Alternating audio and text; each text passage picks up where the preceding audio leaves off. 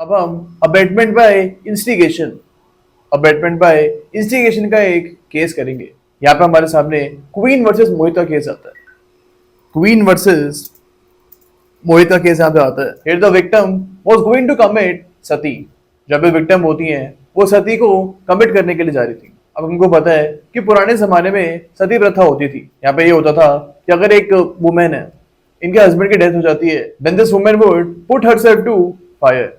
ये हस्बैंड की जो चिता होती है उसके साथ ही ये भी जल जाती थी। अब इन द 19th सेंचुरी सती प्रथा वाज बैंड। एंड ये जो केस है ये सती प्रथा के बैन होने के बाद का केस है।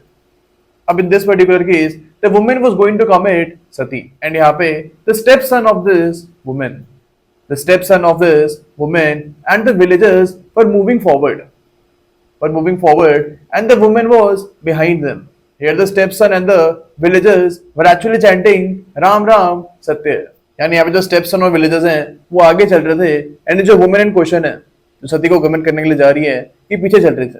अब in this particular case it was held by the court that this act of the stepson and the villagers amounts to abetment by instigation and this was held to be abetment to commit suicide। अब हम abetment by aid का भी case कर लेते हैं। We know that abetment by aid is also a type of abetment। अब यहाँ पे हमारे सामने केस आता है एम्परर वर्सेस भूमि का केस आता है हमारे सामने। It is also called the priest case. अब इस केस में हुआ क्या था, here there was a pandit ji and इनको पता था कि जिनकी शादी ये करवा रहे हैं, जिन पर्सन की यहाँ पे शादी करवा रहे हैं, this person was already married. That is the pandit ji knew that the person is already married and is committing the offense of bigamy।